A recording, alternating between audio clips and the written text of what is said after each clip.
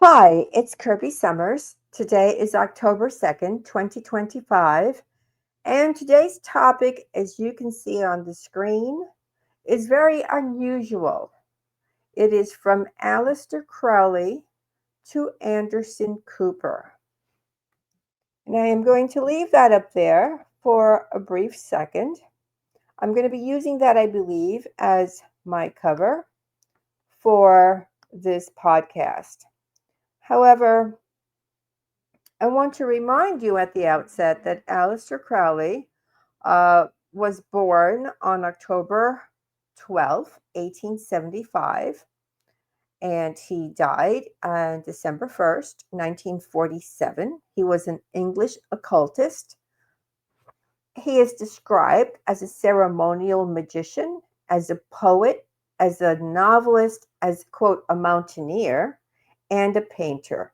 He founded the religion of Thelema. He identified himself as the prophet entrusted with guiding humanity. And this was in the early 20th century. Now, because of the subject of this podcast, and perhaps most of the ones that I'm going to do in the future, I have to make a statement. And that statement is that this is for entertainment purposes only. Okay? So, what I would like to do at the outset is I wish to thank all of the people who support my work and my ongoing research. Everything I do is because of the generous support of people like yourselves. If you are new to my work, there are several ways to help. The first is to become a subscriber to either my Substack, where I upload original research regularly, or to join my Patreon. Links to both are just, there I include them in the description box below. Alternatively, you may donate via a super thanks per video, and I have about 350 different podcasts on my YouTube channel, and they have a lot of things that I delve into that are not repeated on other channels, for example. So this can be done on this channel. However, please note that this platform keeps approximately 60%. Or you can go directly to my website, kirbysommers.com, select a one-time or recurring contribution. All you have to do is on the contribute button, select your amount. And in this manner, I get to keep 90% approximately. Last but not least, you may opt to purchase one of my many books, also available on my website. So while you take a look at that, I am going to take a moment to just upload another photo that I'm going to need for this podcast. That said, I'm not going to be able to share as many images as I would like to, only because of the, let's call it, sensitive nature. So we're going to begin with Aleister Crowley. Now, that is a mainstream media image of Crowley in 1939. He is basically nude, and he is laying on a rug, a leopard spotted rug, which is usually connected to the MK Ultra studies, let's call them, for the time being. And this was there were like 10 to 15 images in this specific magazine that I found this in. However, my point is that, like Crowley and, let's say, Anton LaVey, and I'll just give you a quick rehash of LaVey. Now, we're talking about names that should be very familiar to my audience.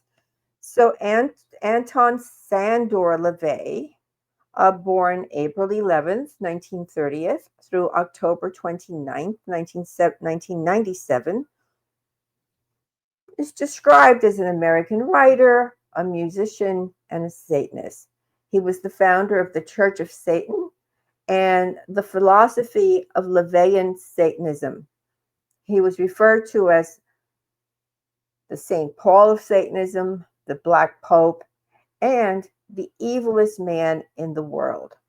Additionally, for those of you who may not be aware, he did play the part of Satan in Roman Polanski's 1968 film Rosemary's Baby. Now, he was also very much hyped by, oh, there, okay, I have it on the screen, by Hollywood. And so by mainstream, effectively, by the tools used uh, that are shown to the general public. So on the screen, we have Anton LaVey with Jane Mansfield. All right. And I'm going to get to Michael Aquino. Michael Aquino was seen here on the Oprah Winfrey Show. And on it, he's talking about his involvement with the Church of Satan. Now, let me just give you a brief summary of Michael Aquino. He was born October 16th, 1943, and he died on September 1st, 2019. He was an American political scientist, a military officer, and a Satanist. He was the founder and high priest of the Temple of Set. Aquino was also a specialist in psychological warfare for military intelligence and an officer in the U.S. Navy. So the Temple of Set, which is something that he created, is an occult religious organization which was founded in 1975. It was considered at the time a new religious movement, a form of Western esotericism, like, you know what the word I'm trying to say. So it was like about a religion known as Setianism. I'm going to spell that Setianism. And although they were called Setians, it's also identified as Satanism. The reason that I bring up these three gentlemen, who are possibly the very much known, let's call them Satanists of their time. In fact, that's a cover of McCall's magazine. McCall's magazine was a woman's magazine. It was a subsidiary of the Hearst Publication Corporation.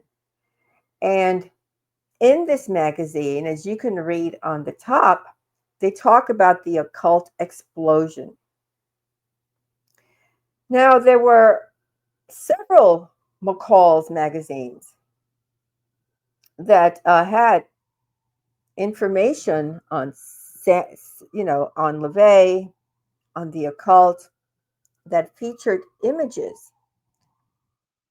Almost, I'm going to try to get another image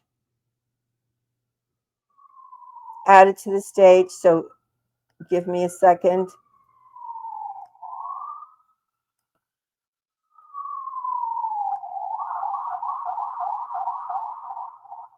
So that images such as,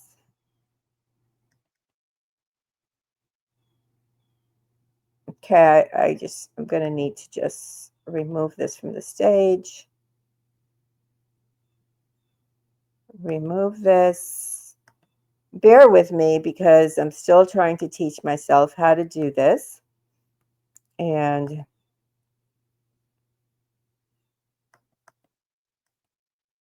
okay. So it had images like this in McCall's magazine. Now I had to block out a portion of her body because she was nude, let's just say. And there were like many of these images. Now, this is the kind of magazine that if you went to the dentist or you went to your pediatrician with your child, this is the type of magazine that would be prominently displayed in the doctor's office that you would leaf through before going in to see your doctor. Well, the reason these very unusual magazines with all of this imagery, okay, is I have realized after many years of studying, and I just want to just say that, that's from McCall's March 1970, which you can probably find. Although, I mean, while they're very hard to find every now and then, you can probably luck out on eBay. And so, frankly, establishment media, as we can see, prominently displayed all of these men: Aleister Crowley, Anton LaVey, Michael Aquino. And the reason that I realized they did that is to pretty much put them as the front so that you do not look at who's really a Satanist. So, in my talk of today, does this guy look like he would be a Satanist? I think you all know who that person is. This is him at the age of 10. At the age of 10, he was a Ford model. Now, I have been writing a lot about the modeling industry as it pertains to everything, as it pertains to Leslie Wexner. You can find that in my book, Deconstructing Wexner, which has been now retitled Merchant of Death. It's available on my website. I can't put up the reviews because otherwise I'd have too many images right now, and I just want to stay focused. But I also have Gerald Ford, as he is connected behind the scenes to psychological warfare on the American people, but you will not find that written in any mainstream article. And, again, this guy would not necessarily look like the kind of people that we're talking about, such as Michael Aquino, whom you know a lot about. However, I am going to read to you a sort of an series of emails I received from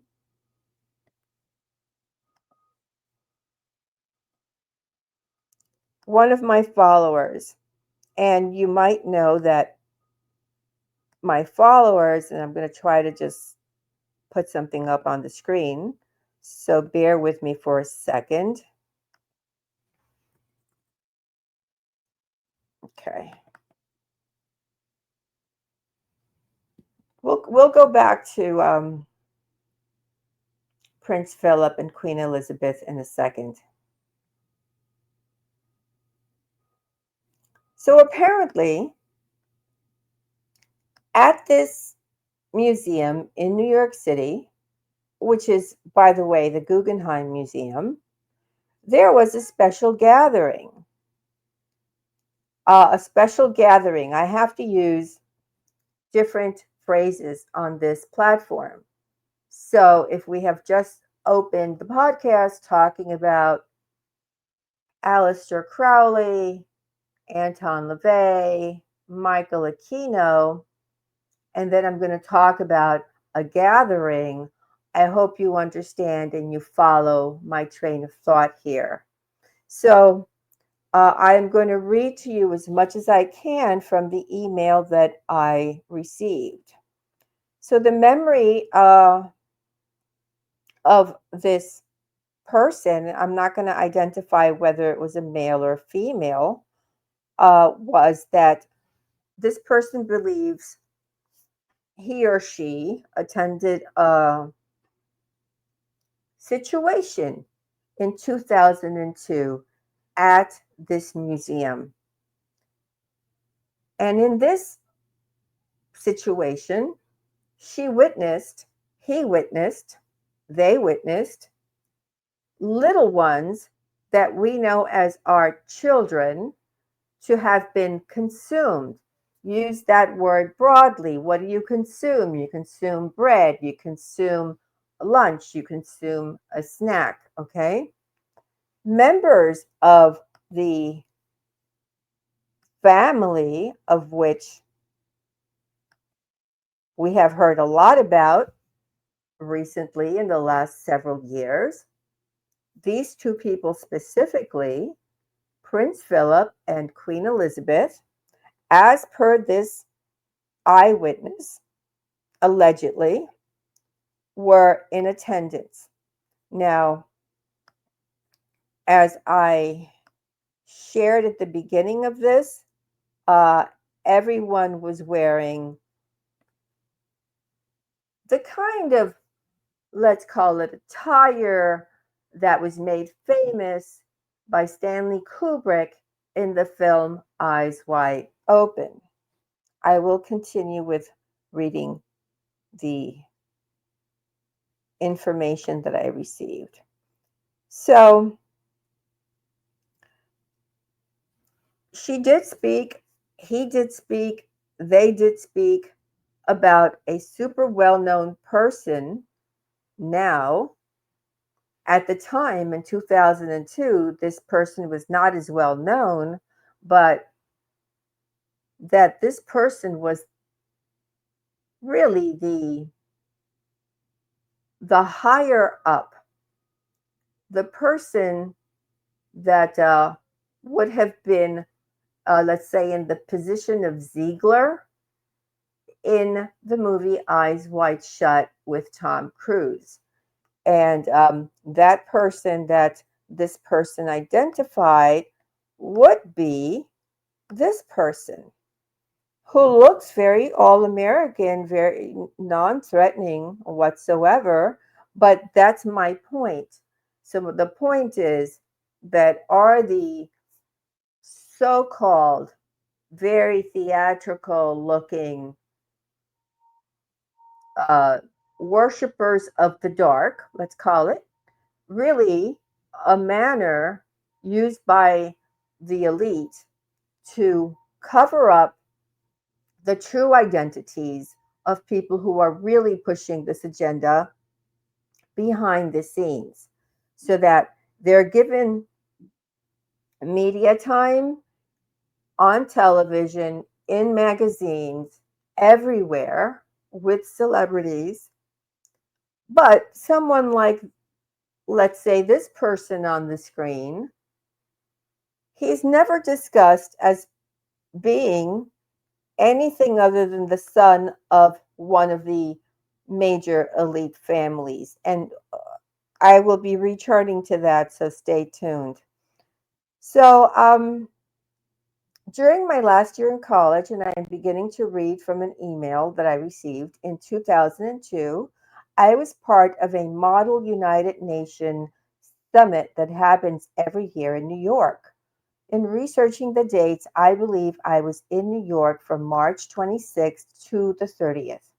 The dates are important for what I will share. I would have been shy of 21 years old. I remember so much about that trip, so it's very odd that I would have a memory pop up now, and one so disturbing. We did have an afternoon off, and I'm not sure what day it was, but it was the last day of the trip. We went to the Guggenheim. I remember my body responding viscerally to the exhibit that I had to leave the building. I want to clarify that this trip to the Guggenheim happened during the day, and it was an exhibit by the artist Matthew Barney. Now, you may want to look up Matthew Barney on your own. He is he exhibits all the signs of being one of these, like a Marina Abramovich type artist. And there was an exhibition at the time that this person witnessed this, and I will describe it further, just stay tuned, titled The Cremaster Cycle. Um, and so,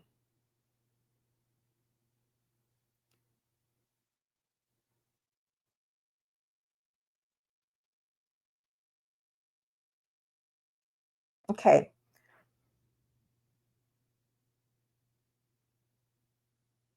And then about the cremaster cycle, this person points out that you can see this symbolism, the transhumanism, the the list of things that you usually see as it pertains to the subject we're discussing, and that there's an obvious connection to the Freemasons, to the Knights Templars in the imagery and the story that was used for this so called exhibit.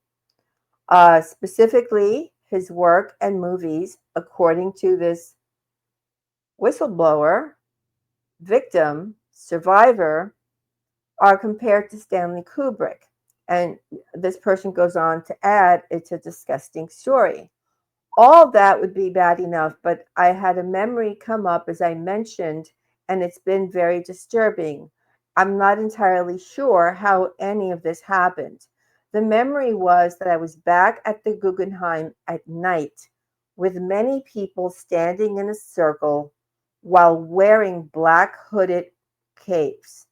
I can hear the sound of an old cart, and it's actually a cage with the wheels clanging against the tile floor. Everybody seemed frozen as I look around, but the cage is moving towards the people at the front.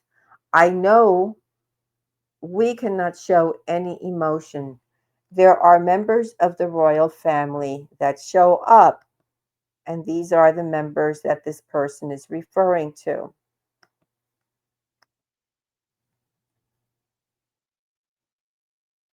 I saw them first as paper dolls, which my therapist told me is normal because it would be too difficult to process mentally what I was remembering. Having had extensive therapy for SRA, I am familiar with the way that the brain tries to protect you. The cart rolls past me, and I see that it is actually two or three African children who are desperately poor and hungry and are looking for help and food. I want to remind you that I am reading from an email given to me, sent to me by a survivor, and I am using the words that this person provided. Their bellies are enlarged because of their level of malnutrition. It is at this point I realize what is actually happening. They are the SACRIFICE.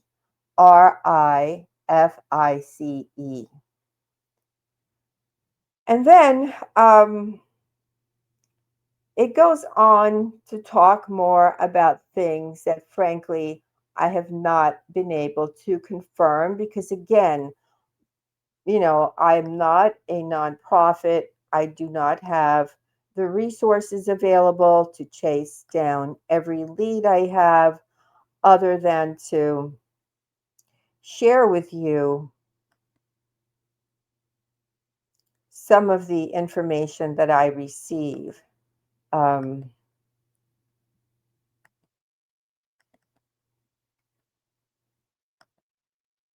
I'm just going to remove something from the studio so that I can pull up something else.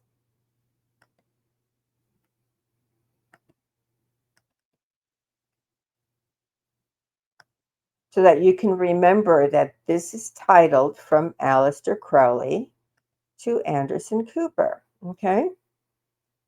And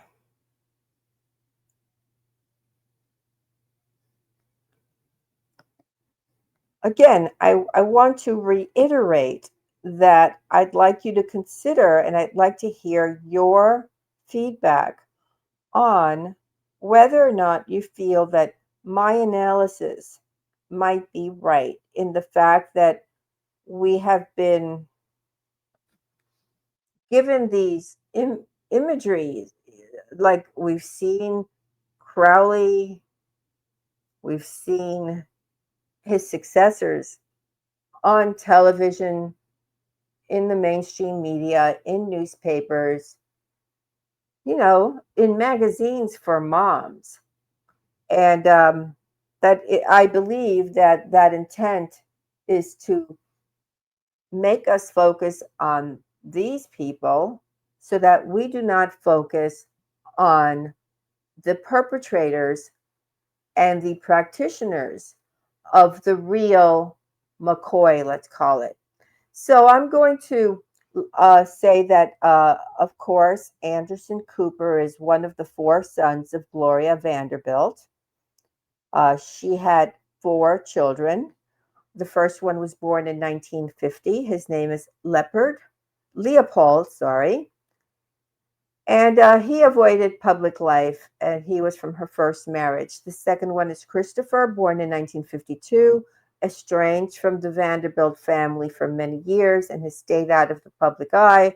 And then when she married the man with the surname Cooper, the first son from that union was born in 1965, Carter Vanderbilt Cooper, and he is the third son, and he tragically was unalived by allegedly self in 1988 at the age of 23. He is described as being very sensitive and gentle. And then we have Anderson Hayes Cooper, who was born in 1967, who is a prominent journalist and television personality known for his work on CNN.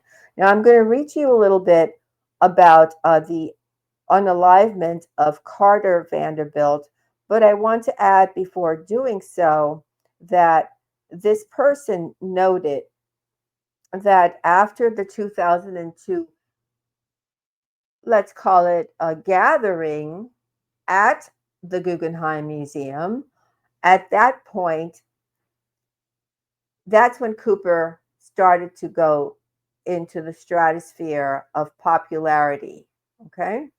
So in July 23rd of 1988, all the newspapers were reporting about the unalivement of Gloria Vanderbilt's son. So I'm going to read one of these articles to you. Jeans fashion designer Gloria Vanderbilt's son, under a doctor's care for depression, jumped 14 floors to his death during a visit to his mother's fashionable penthouse apartment in Manhattan, police said.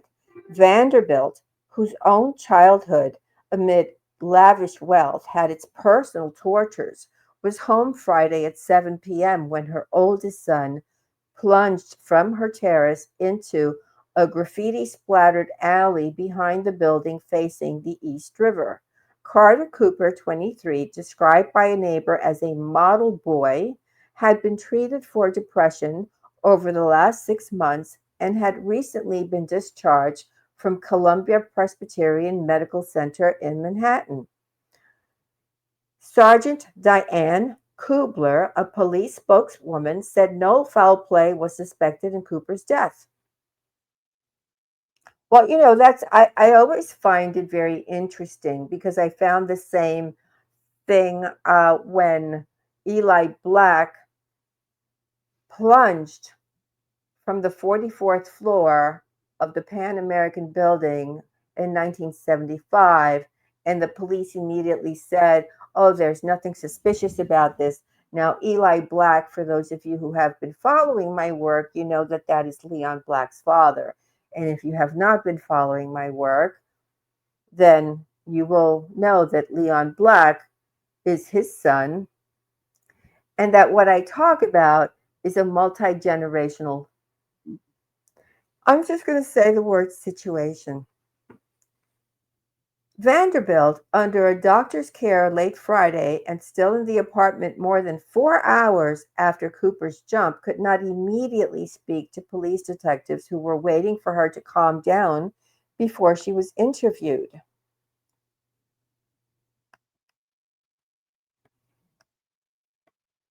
A police source said there was no conflict or argument between the man and his mother before he jumped to his death. Well, again, how would they know?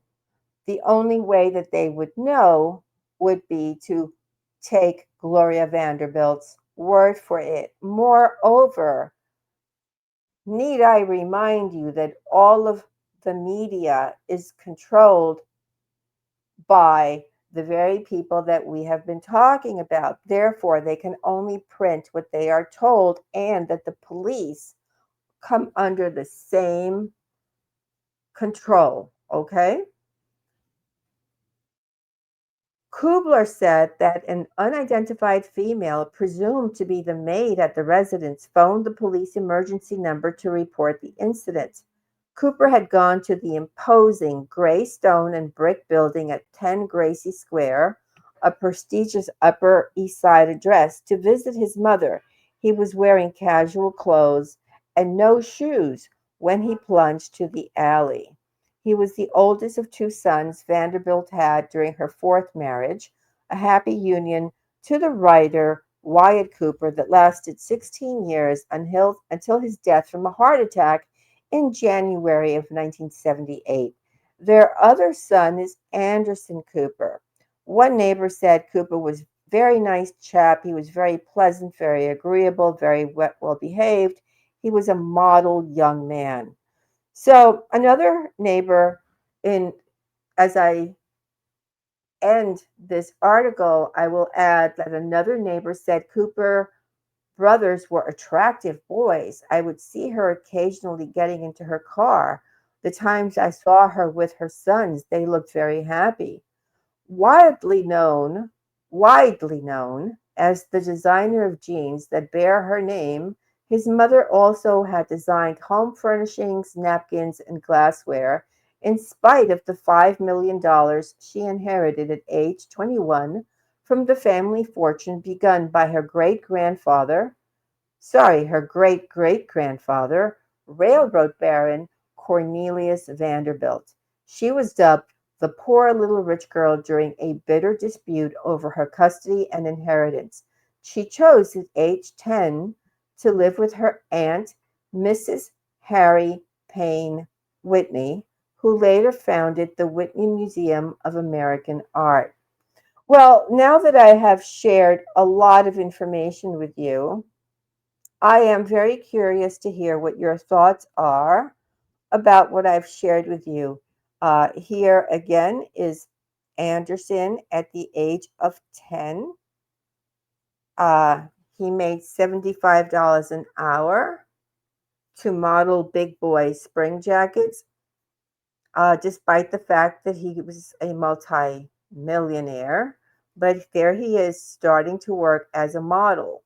Now, if you have been on my Substack and you have been reading the information that I have been providing for 6 years and counting now, you will see why that would be important. Um, the very obvious references to skulls and things like that, of course, would bring to mind Yale's Skull and Bone Society, of which nobody's being interviewed. I want you to note nobody's being interviewed on television or any magazines about Skull and Bones. And when both George W. Bush and the other one whose name escapes me were running for president, neither of them would respond to questions about Skull and Bones. Oh, it's a secret. We can't tell you. Um, and so I am continuing on with work that has not been shared before.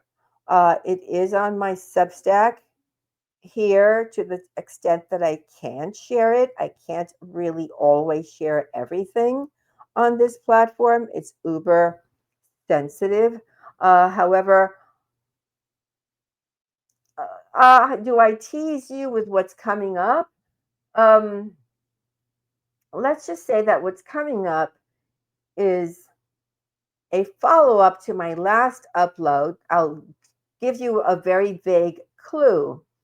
And again, with the subtle links to the subject that we just discussed, and that will be on my Substack, hopefully within the next few days. All right, guys, I hope you've enjoyed this. I'm looking forward to your commentary. Please like, share, subscribe, and have a good day. Bye.